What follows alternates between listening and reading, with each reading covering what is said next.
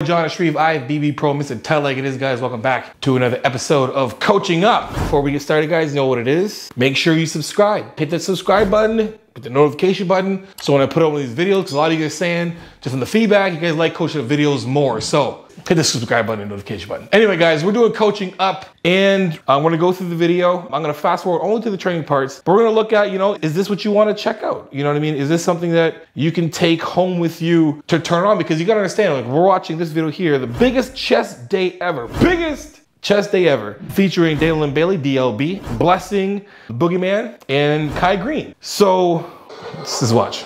I was at the show when she first won, Dalen Bailey. Dope, good competitor. This is on her channel, so we're watching Dalen Bailey. They're over at, I think, Redcon 1. Okay, Kai Greene's gonna go on first. So obviously Kai Greene's gonna set the tone. Here we go, lightweight. Get in the zone. I'm focused, man. Oh! Oh! How many reps are you doing? 25. Oh my God. I feel So watching the set, so like here, I mean, like when I'm watching Kai and his reps and like one plate on there, he could see that even as fast as he's going, he's in control of that rep. So we're just gonna keep watching as we go. Really not a plan, they're kind of saying, well, intuitive, training, what do we got going, how many reps we're doing, this and that, and the other. So obviously they're gonna do like a warm-up sets to feed her set. Dalen Bailey's gonna pop in. She's gonna pop on that much weight right away. Now, here's my issue with that. It's really good when you have a group training. You have different levels of strength, knowledge, experience, whatever in one group. And for me, when it comes to group training, someone has to take the lead role as that person who's gonna lead. We're looking at who's gonna step up and play that leadership role that sets the tone for the entire group. And then who's gonna look at that as a challenge to match that person in their effort, body awareness, just all those things. They're trying to be on the level of that person. Is it feeding downhill? So we get on this right away and we got her pushing 45 pounds aside. Dalen Bailey's strong as she's super strong, but know your limits. Take some weight off. We'll watch right away.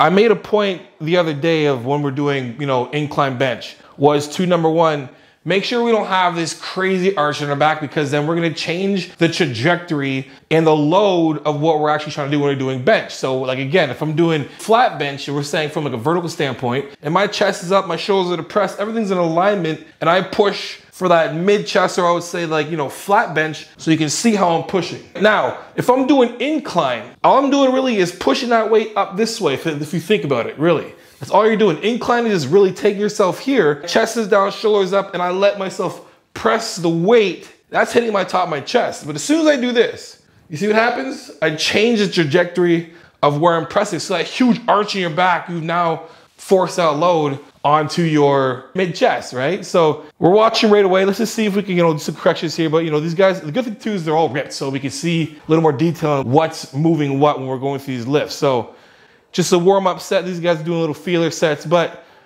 I want you to watch a lot of the movements we're pressing here.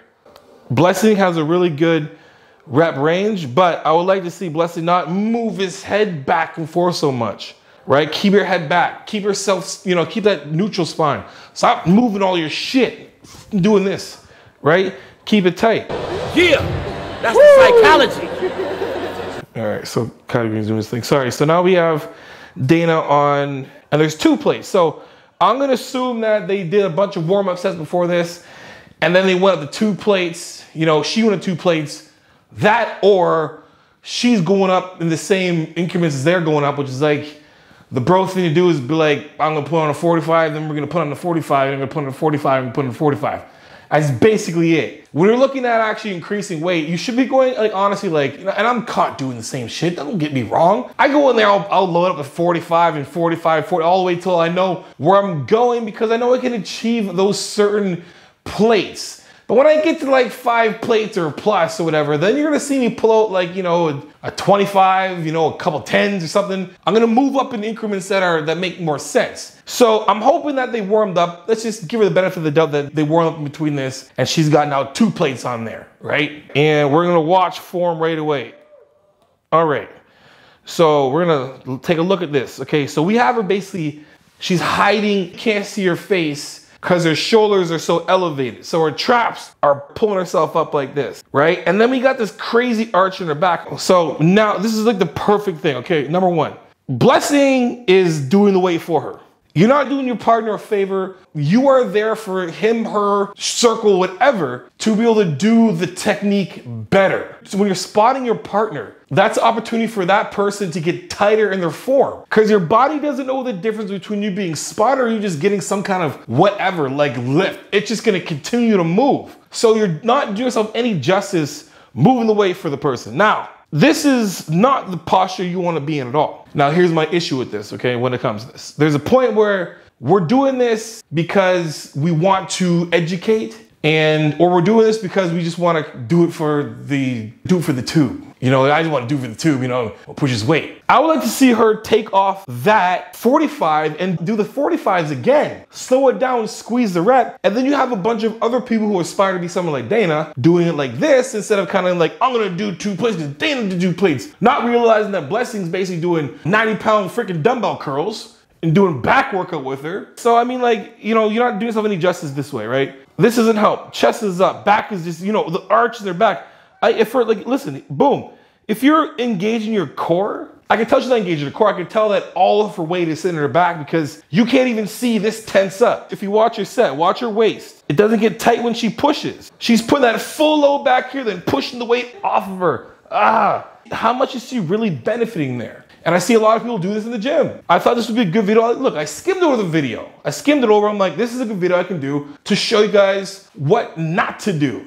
Whatever they've been able to do works. Muscle adaptation works no matter what. If you want to load under dysfunction, you will still build muscle, but you're going to just expedite your way to a injury. 100%. I don't care what you guys think, but form doesn't matter that much. It's Kai Greene. Look how good he looks. Oh, look at Dana Bailey. It looks really good. How dare you say, no, I'm not saying that. Here's what I'm saying. And this is just science. You go back to Athlete X and talk to his ass, talk to Jeff, and be like, listen, if you load under dysfunction, will it be inevitable that you are back in here with an injury way faster than if you actually did good form? And they're gonna be like, duh, if you did good form, you wouldn't be here to see me. That's preventative action, while actually getting stronger and progressing better. So when it comes to like form and stuff, it's like 100% is important. But what they're doing, they can do, you can't do. This is Dana Bailey. She's won the Olympia.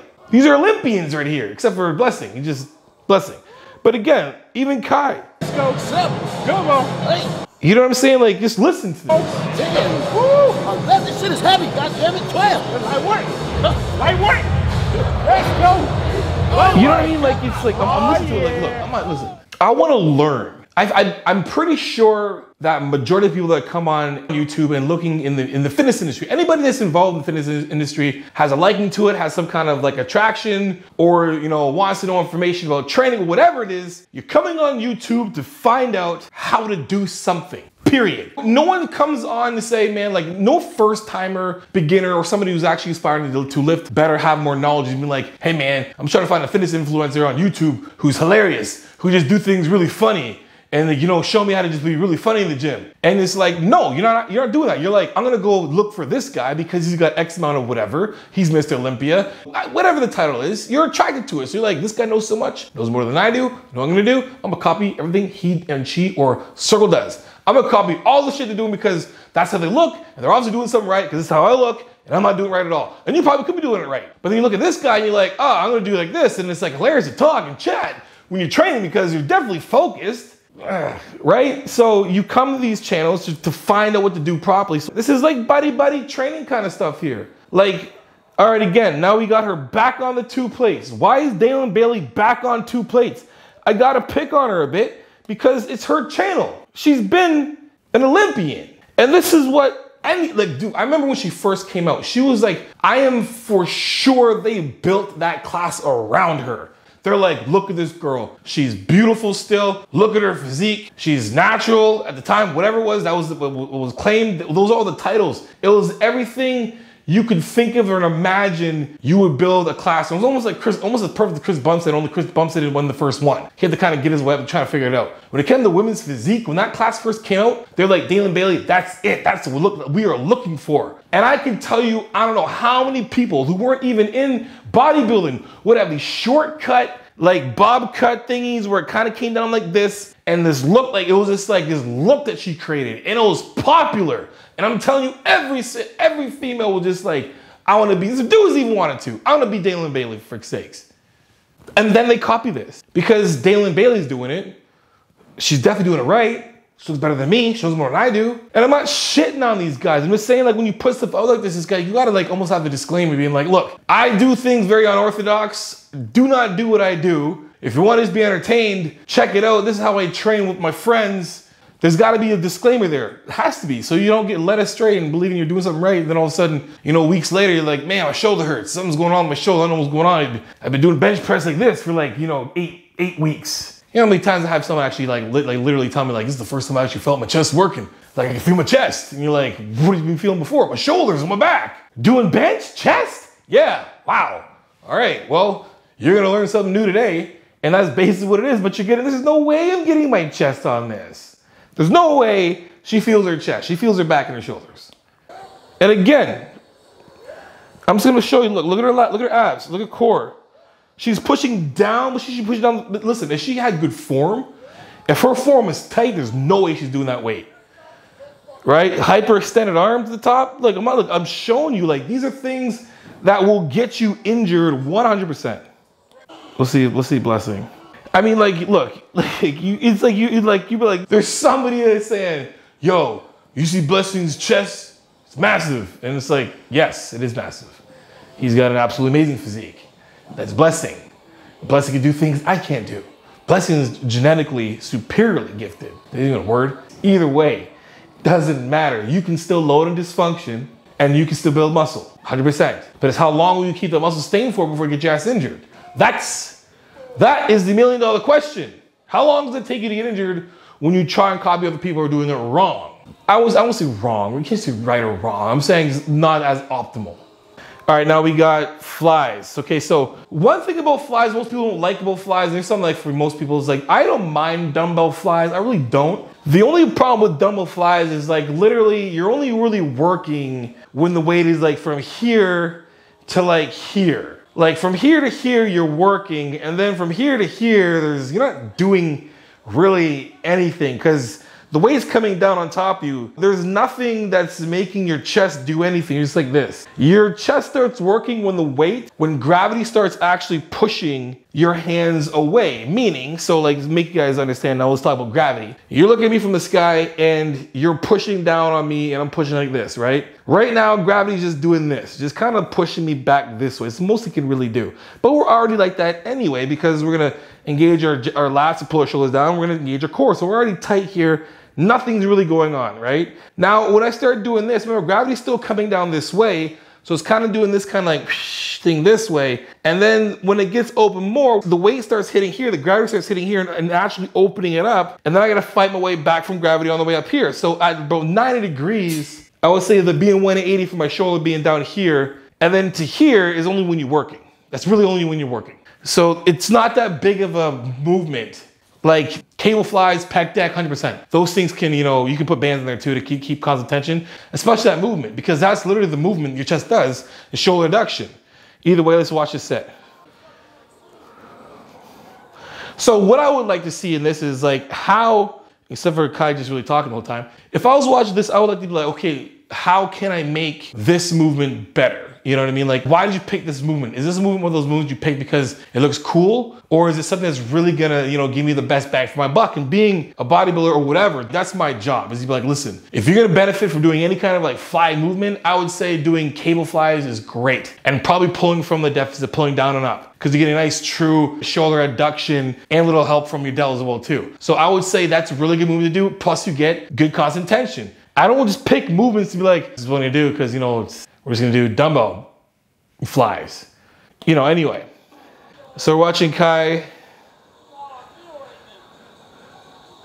So the thing about how Kai's actually doing this. So he's doing a lot of like rotation and whatnot of his wrist. Now he's coming all the way in and kind of like jamming it out. I don't know if he's consciously doing that, but again, I think he's just trying to blood pump the shit out of his weight by just kind of doing this. Like fast. Like you do this with no weight at all. After a while, your chest is gonna start feeling, if you just do back and forth like this, right? That's basically what he's doing. and he's getting a mad pump from it, right? I don't suggest anyone does this because you don't need to bump the weight, number one. I feel like if you bump the weight, you're not really in control of the weight. And then again, like you're just going too far and you're not really doing anything at that point anyway. Either way, just like watching, Kai move, you actually see his chest move, but he also does bring the weight all the way back here. He kind of teaches this thing where you want to stretch it back here like this. And I don't think it's a good idea to stretch it like that. Like you got to think of like movements. And I think I can actually agree with the Jeff Cavalier in one of his other videos he did, movements that are like least the best or whatever. How do you rate it? Number one, it's gotta like, is it gonna really affect the load? Is it gonna affect that muscle like more? Then it's like, is this position you're in gonna eventually hurt you swinging this damn weight around, right? You don't know, right? And then what was the last one? It was something you load on. Basically like, I think it was create hypertrophy. If you do like 10 to 12 reps and actually get an actual load on it, that's what it was. Anyway. Now Dana's got a good set here. She's got a lot more, control. And he's actually like, dude up here is actually putting his hand right there. I do this. That's freaking cool. I love that he actually does that. That is this guy. Where's this guy at? I didn't see this guy move the whole damn time. He was actually doing one of the spots. Either way, I do that. I do that when I do cables and pec deck, right? I put my hand between and I'm like, yo, don't crush my hand. You gotta tap my hand. And there's so much more like, you don't want to hurt my hand. A couple times I'm gonna smash here and there, but like again, and I don't really care. And I leave it there. But you see how much more you have engaged when you're actually paying attention to actually bringing the weight in. Now, this one thing here will actually make this movement worthwhile if you actually get a partner. Now, my thing is, if you're gonna do that with that weight, again, what I'm gonna do is instead of putting my hand right here like this, I'm gonna move my hand out this way. So when you're coming in, you have to stop right here. So if you're with a partner, don't put your hand in the middle, don't spot them. Make sure that their starting point is outside shoulder width. So right away when they start, they're gonna have that load on the chest to start off with, right? That's the best way to do that. That's what I would do. Anyway.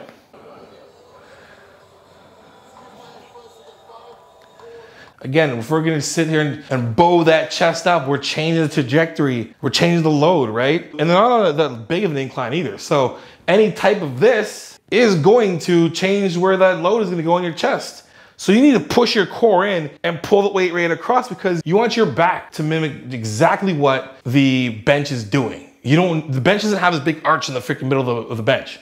It doesn't, it's straight. So engage your core, keep everything in contact, right? And then this movement's a lot more optimal. All right, let's keep going, good set. So this is the kind of stuff that might get you injured, but Blessing's basically doing a really wide bench. He's not even really doing a fly. What makes it a fly is that motion of like this swing of a door. Like if you looked at a door and you swung a door open, it would do like this. It would do like that kind of thing. It would create this like semicircle, right? You're looking at that pulling it open. That's a fly. The first motion is going this way and then out. A press is just your elbow basically bending down and up. So he's opening and bending it to 90 degrees and pushing up. So there's really not much of a fly there.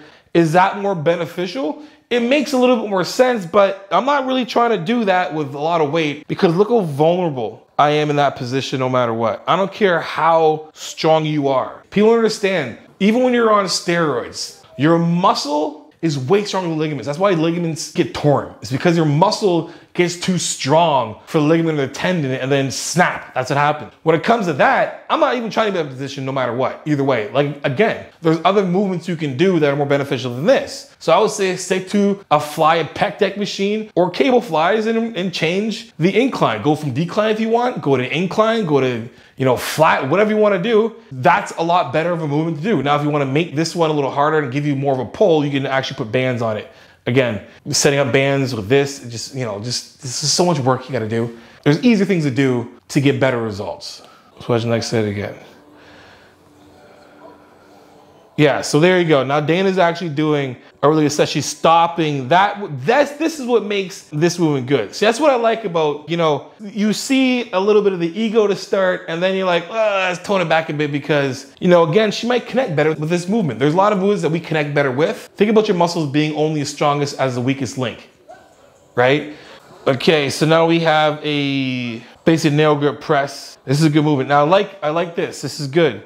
They're paying a lot more attention. It looks like they kind of like simmer back a bit and actually putting on a much better performance in, range of motion, showing guys follow the lead in a way where it makes sense, right? Let's see Dana.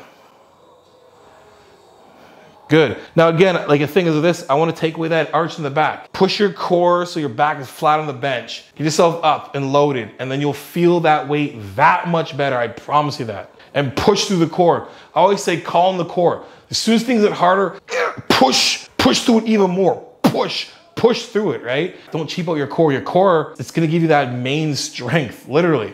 Anyway, head back, head back, head back, head back, head back. Sink into those shoulders, there you go. That's what I like to see. This is a good set. Well, I feel like Kai just can do anything and just connect with it now. Like, that's just the way he is. Good. Yo, real talk, I used to have every video of Kai Greene's. Every video. Cardio, I just watched it all the time. I won't say idolized, but I looked up to that guy like, man, like that guy is just, you know, he's really got that mind and muscle connection. Now, when you're looking at this, again, when we're doing flies, if you want to optimize that fly, if you want to make that fly way more optimal, you want to think of like, if we're in this position here, we'll say like this, right, for sake. Like shoulders are down, right from here, and you want to press through, right? We don't want to go to here and then do this like whole, you know, most muscular thing. You want to sit here to here, like you can see what I'm not even I have no weight on me. And I'm getting a pump just being from here, pressing through and squeezing and letting it pull me out, and then pressing through and squeezing, like squeezing. You do it yourself at home without even using any weight. And that's how you make that much more optimal. You do this, you kind of lose. Look how much of that you lose, that activation. If you think of shoulder adduction, right? Shoulder adduction is basically bringing that humerus all the way in like this, and it kind of can bring it across a little bit. Now, if I bent arms like this, look how much I lost in activation, right? I'm losing almost like a quarter of a rep. So you want to make sure you pull that right in straight through. Don't lock your hands like this and all of a sudden you lose a little bit of that rep. You want to take that weight that you can do, you want to find a weight that will exhaust you. There's so much blood in that area because you're just loading that muscle up. Like you're literally loading that chest up. Every rep that you do, you literally feel nothing but the load into your chest and just more blood and more blood and more blood. And you get to that rep where it's like, I can't do any more reps because there's too much blood sitting in my chest. And people think, oh, I have to do like 20 reps to do that. No, you don't. You just need to understand how to actually move the weight properly so the rep is completely on that pec or the muscle, whatever muscle group you're trying to target. You have to make sure that you're loading that muscle all the time, and you'll get to that point faster, and you'll get that much better results from literally loading the muscle to its absolute fatigue of like a blood pump. Jeez, went off there. Whew. Right? We're losing, boom. Now if you look at our arm here, we have like a good angle here, right? We got about like this, and her hands are touching. That's how much she's losing on her rep. Get all the way in. From here, all the way in. All right, let's go to the next. What we got left? Let's watch Blessing. Is Blessing doing this? There you go. You know, Blessing's doing a bit more now here. You can see he's getting that full extension of the elbows. Hopefully get a little front angle there. We can see it.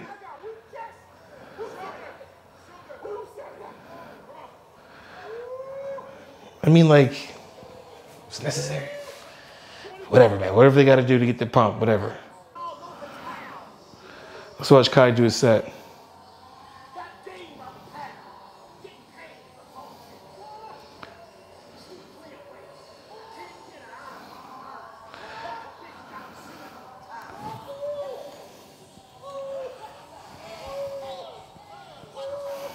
I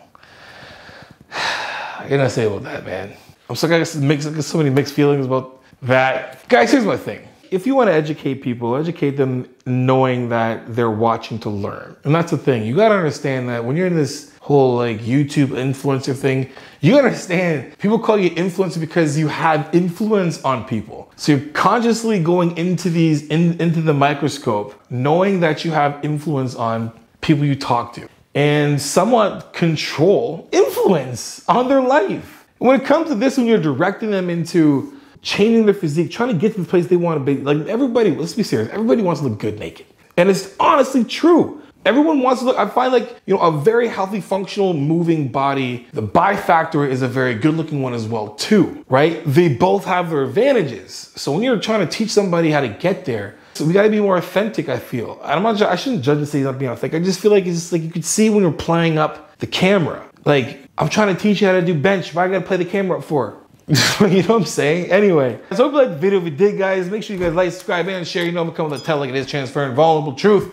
For coaching guys, jonni.shreve.com. If you want to know about coaching guys, book a phone consult, 15 to 30 minutes after that phone consult. If you want to go with training, whether it be a one-time plan, a training plan, I will deduct the phone consult off any package you pick. And use my code Johnny15 for 50% off the Power 13 cookbook. Also use my code Johnny for 15% off fitarmy.com. Guys, add me to Instagram _Johnny_, guys. Send me some of your food clips, progress pics, training tips or clips, whatever it is. I'll repost it for you guys because you know how it is. Iron sharpens iron, progressive overload your life. In the meantime, keep dream chasing. Peace. Are we working on here? Are we testing 1, 2, 3, 4, 5? All right, let's go. All right, what is up? It's your boy, Jonni.shreve. What the? Don't look down there, look up here, dude. What is up? It's your boy, Jonni.shreve. I have BB Pro, Mr. Tell It. Where's my pen at? My pen. Where's my fucking pen? Here it is. It's my pocket.